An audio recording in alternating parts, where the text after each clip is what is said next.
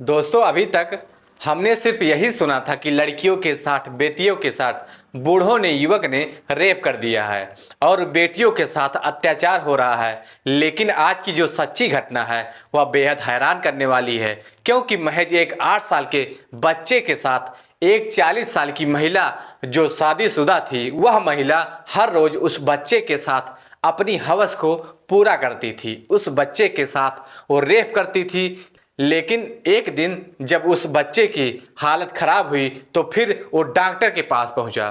और दूसरी चीज, हर रोज उस बच्चे के साथ रेप होता तो उस बच्चे का जो पूरा दिमाग की संतुलन था वह खराब हो चुका था। लेकिन भला उस बच्चे ने कभी किसी को बताया क्यों नहीं? और 7 महीने के बाद इस घटना का आखिरकार खुलासा कैसे हुआ और महिला को फिर क्या सजा मिली? यह पूरी घटना, इसको जब शुरू से आप जानोगे तो आप दांतों तले अंगुलियां दबा लोगे। और ऐसी घटना बताना इसलिए भी जरूरी है क्योंकि ऐसी घटनाएं ढेर सारी हो रही हैं, लेकिन सामने सिर्फ कुछ ही आ पाती हैं। तो इस घटना को हम आपको बताने की कोशिश करेंगे कि इस घटना से बचना भी कैसे है। मतलब कहीं आपके बच्चों के साथ ऐसा ना हो जाए। तो चलते हैं और जानते हैं कि पूरा मामला क्या है। तो दोस्तों, गुड मॉर्निंग, नमस्कार, सत श्री अकाल। एक बार फिर से आप तमाम लोगों का स्वागत है स्टोरी बाय क्राइम 100 की इस एपिसोड में। उम्मीद है कि पूरी फैमिली अच्छी होगी, अपना और अपनों का ख्याल रख रही होगी। दोस्तों, आज की जो सच्ची घटना मैं आपको सुनाने जा रहा हूँ, यह सच्ची घटना केरल की है। केरल का एक जिला लगता है एर्नाकुलम जिला, और उसी जिले का एक थाना पड़ता है चेलारी थाना। वही थाने का एक इलाका है। वहाँ इलाके में एक डॉक्टर साहब बैठते हैं और वह शनिवार को दोपहर के टाइम बैठे हुए थे, अपने मरीजों को देख रहे थे। तभी उसी बीच एक 8 साल का बच्चा उनके क्लिनिक में आ जाता है। बच्चा स्कूल की ड्रेस में था। बच्चा आता है, थोड़ी देर तक वहाँ पर बैठा रहता है। डॉक्टर साहब को लगता है कि शायद यह किसी के साथ आया हुआ है। फिर जितने भी पेशेंट वहाँ पर बैठे हुए थे वह अपनी अपनी दवाओं को लेकर चले जाते हैं। तब पूरी क्लिनिक खाली हो जाती है और लास्ट में, आखिर में सिर्फ बच्चा खड़ा रहता है। डॉक्टर साहब बच्चे को बुलाते हैं, बोलते हैं कि आखिर क्या दिक्कत है बेटा, तुम क्यों आए हो? तो बच्चा बोलता है कि डॉक्टर साहब, मुझे थोड़ी सी पट्टी करवानी है, मुझे चोट लग गई है। डॉक्टर साहब देखते हैं कि उसके शरीर पर कटे का कोई निशान नहीं दिखता।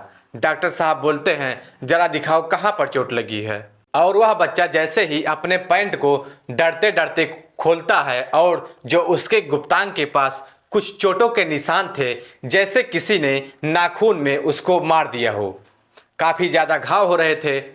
वहाँ पर डॉक्टर साहब देखते ही हैरान हो जाते हैं कि आखिरकार इस बच्चे के प्राइवेट चीज़ पर ऐसा निशान किसने मारा है, आखिर क्या हुआ है। उस बच्चे से पूछते हैं तो बच्चा पहले तो यह बोलता है कि बस लग गई है, मैं साइकिल चला रहा था उससे लग गई है। लेकिन डॉक्टर साहब उससे पूछते हैं कि ये तो साइकिल के चोट नहीं है, बल्कि इस पर नाखून के निशान हैं। तुम बताओ कि आखिरकार किसने यह बेरहमी से ही सब कुछ किया है?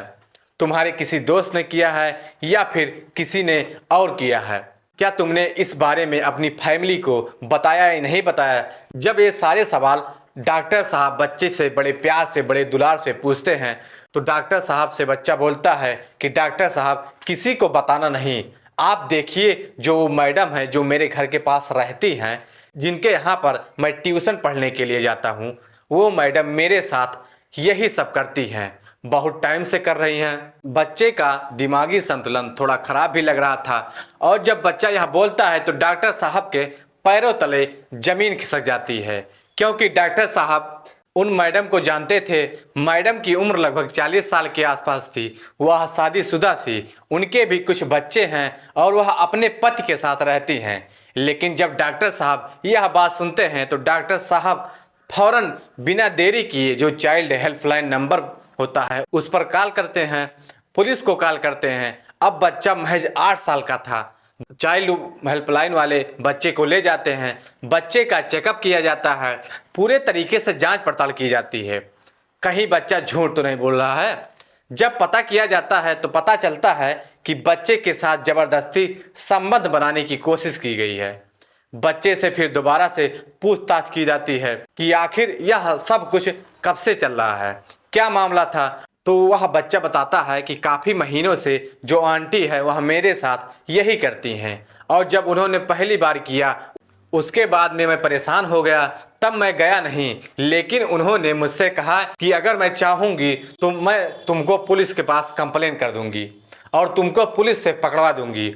और इसी डर से बच्चा बराबर आता जाता रहता था। अब जो आंटी थी उसके पास पुलिस पहुंचती है, उनको गिरफ्तार करती है, पुलिस छानबीन में लग जाती है कि आखिरकार मामला क्या है, मामला झूठा है या सच्चा है। और जब पुलिस छानबीन करती है तो पता चलता है कि जो 8 साल का बच्चा है वह कैंसर पीड़ित है।